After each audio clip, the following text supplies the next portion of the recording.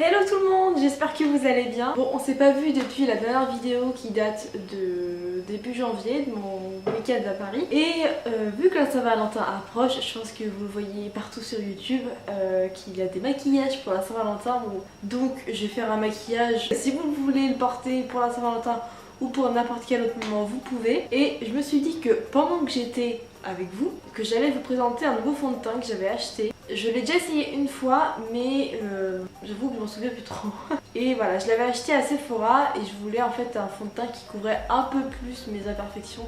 Là on voit que je suis un peu rouge, mais encore ça va. Je suis rouge, mais j'ai quand même pas mal de taches en fait dues à mon acné avant, puis j'ai encore forcément quelques boutons, hein, on va pas se le cacher. Et je me suis dit que j'allais le réessayer avec vous pour vous dire comment ça va avec ma peau, parce que je trouve qu'il n'y a pas beaucoup de youtubeuses qui ont pas mal de taches ou quand même pas mal de choses à cacher, à part en Joy Phoenix ou autre, mais je veux dire il y en a quand même pas beaucoup. Donc je me suis dit pour celles qui ont besoin aussi de couvrance, et que je pouvais tester avec vous pour vous dire ce que j'en pense. Donc le fond de teint c'est le Make Up Forever Ultra HD. Moi j'ai la teinte R230, mais il me paraît un peu foncé. Je vais le réessayer, mais je crois qu'il était foncé. Je pense que je vais essayer un côté avec le pinceau et un côté avec l'éponge, mais je vais y passer vraiment très rapidement, juste vous dire si je le trouve bien ou pas. Alors j'ai mouillé mon éponge, je vais commencer par le fond de teint à l'éponge. Je vais mettre le serre-tête de youtubeuse beauté. Je le secoue parce qu'ils disent de l'agiter. Je sais pas du tout combien faut en mettre. Je pense qu'il est un peu trop foncé, mais là clairement pour moi il a rien couvert en fait. Je pense qu'on peut le voir. Allez, couvre mon petit, s'il te plaît. Ouais c'est quand même plus couvert que là. Mais pour moi c'est pas suffisant en fait. On va essayer au pinceau. On dirait que je suis orange à la caméra. Bon, c'est un peu le cas en vrai. De toute façon, il est pas à ma teinte, mais le truc c'est que c'est la teinte la plus claire. En gros, celles qui sont pâles, elles peuvent pas le porter. Je pense que je préfère quand même le résultat au pinceau. Je pense que la couvrance est meilleure au pinceau. C'est pas un fond de teint qui va couvrir, qui va beaucoup couvrir. Celles qui ont par exemple beaucoup d'acné, c'est mort. On voit quand même qu'il a un peu couvert, je trouve. Comparé à avant où j'étais rouge, bon là je suis plus rouge. Bon en tout cas, petit bilan vite fait, je le conseille pas aux filles qui ont beaucoup d'acné ou qui ont des grosses taches à camoufler, à moins de mettre encore du correcteur par dessus. Il camoufle, je pense qu'il a un rendu plutôt, pas lumineux, mais je dirais semi-mat parce qu'il est quand même mat. Aujourd'hui je vais me maquiller avec la Just Peachy, qui sent extrêmement bon d'ailleurs, parce que je me suis dit écoutez, si je peux me maquiller avec une nouveauté en plus, j'ai mis une base à paupières au préalable. Je pense que vous avez vu pendant que je vous parlais, c'était la base d'Urban Decay, et je vais mettre un fard blanc pour matifier.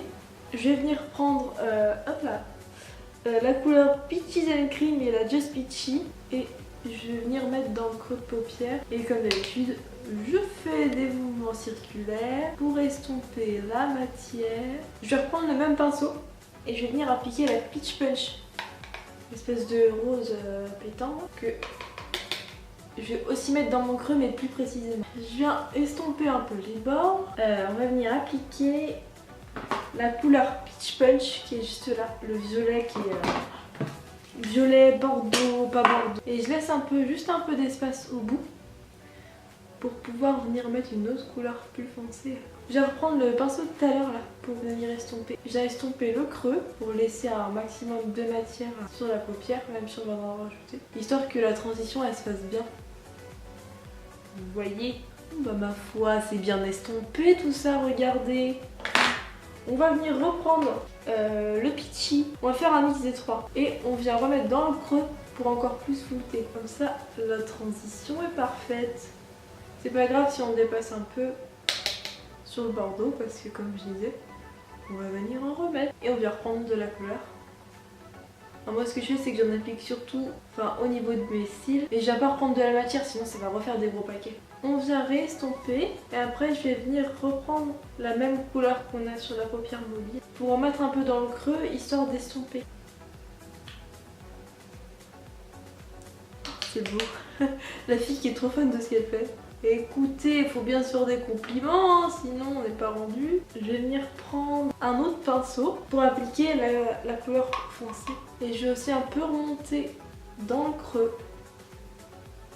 J'ai perdu mon pinceau. Mon pinceau à sourcils.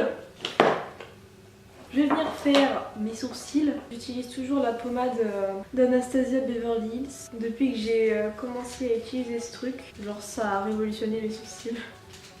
Le truc chiant c'est que du coup, forcément le matin, c'est ça qui prend le plus de temps. J'ai mon chat qui vient de se réveiller en face de moi. Il est genre...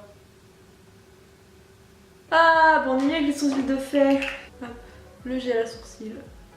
Celui-là, il est vraiment hyper bien. Je reprends un pinceau plat et je vais reprendre le Peach Punch, le Just Peachy et Peaches and Cream. Je vais reprendre avec un pinceau biseauté la couleur Peach Sangria qu'on a appliqué sur la paupière mobile. Mon blush c'est un de chez Kiko, il est vachement bien.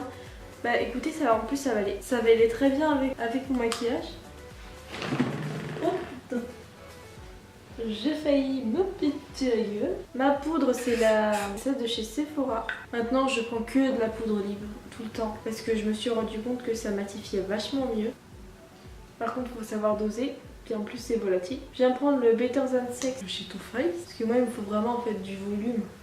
Ah c'est sympa, vous voyez tout le bordel derrière. Je viens mettre mon second mascara qui est le Extra Sculpt Volume de chez Kiko. Et maintenant on va mettre, parce que oui j'ai découvert l'highlighter. J'ai la palette de chez Sephora. Franchement trop bien pour le prix, je crois que je l'ai payé genre 12 €. Je mets bien face à vous pour que vous voyez. Je viens prendre ma palette Chocolate Bar. Je prends la couleur qu'il a là, le Butter Pécan. Et je vais mettre en coin interne parce que vu que c'est que du mat, voilà ce que ça donne pour le maquillage. J'ai fait un peu les tests de la palette et du fond de teint. Donc bah écoutez, j'espère que cette vidéo vous aura plu. J'essaierai d'en faire d'autres les prochains jours. Le truc c'est que comme vous voyez la lumière arrête pas de changer. Aujourd'hui j'ai de la chance, il fait beau. J'avais filmé une autre vidéo récemment et en fait c'était une horreur, il n'y avait pas de lumière clairement. Donc du coup bah ça servait à rien, j'ai tourné pour rien. C'est pour ça que je suis pas sur YouTube en ce moment parce que bah clairement j'ai pas encore d'éclairage ou quoi que ce soit, donc je fais avec la lumière du jour. Donc bah, je fais mon possible, mais de toute façon je vous ai mis des mots sur Instagram si vous me suivez. Et puis n'hésitez pas à me suivre et à me donner des idées en commentaire, me dire si ce maquillage là vous a plu, si vous voulez que j'en fasse d'autres sur d'autres thèmes ou je sais pas quoi. Et puis bah écoutez, je vous souhaite une bonne journée, une bonne soirée, une bonne quelque chose suivant ce que vous faites. Et puis je vous fais de gros bisous et je vous dis à bientôt.